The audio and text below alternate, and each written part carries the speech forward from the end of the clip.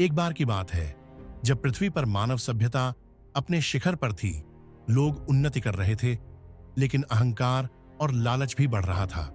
पृथ्वी के बढ़ते अनैतिक कर्मों को देखकर ब्रह्मांड के एक दूर ग्रह के निवासी उन्नत तकनीक और शक्तियों से संपन्न एलियन पृथ्वी पर आए।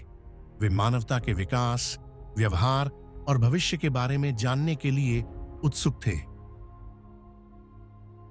एलियन ने देखा कि पृथ्वी पर लोग अनेक देवी देवताओं की पूजा करते हैं, लेकिन उनका जीवन फिर भी संघर्ष और असंतोष से भरा हुआ है।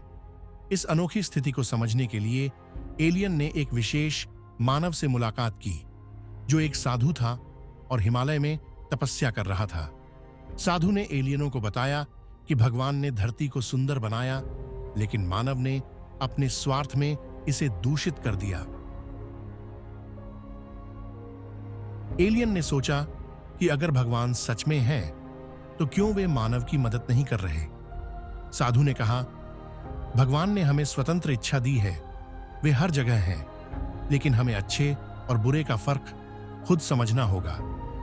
यह सुनकर एलियन अचंभित थे, क्योंकि उनके ग्रह पर हर चीज विज्ञान और तर्क से नियंत्रित होती थी।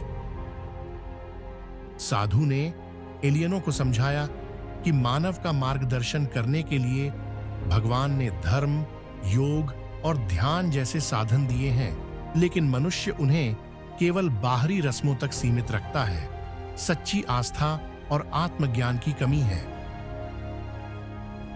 एलियनों ने मनुष्य की कमजोरियों और उसकी संभावनाओं को समझा।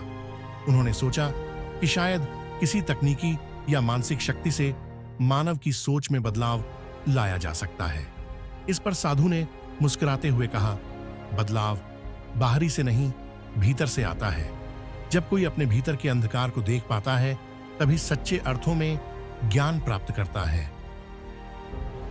एलियन ने महसूस किया कि उनके पास चाहे कितनी भी शक्ति हो, वे मानवता को तब तक नहीं बदल सकते जब तक मानव स्वयं तैयार न हो।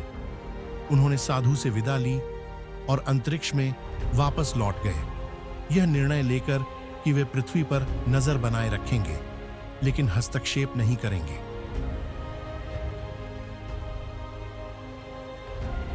इस अनुभव ने एलियनों को यह सिखाया कि ज्ञान और शक्ति का सही प्रयोग तभी होता है जब उसमें प्रेम और समझ हो।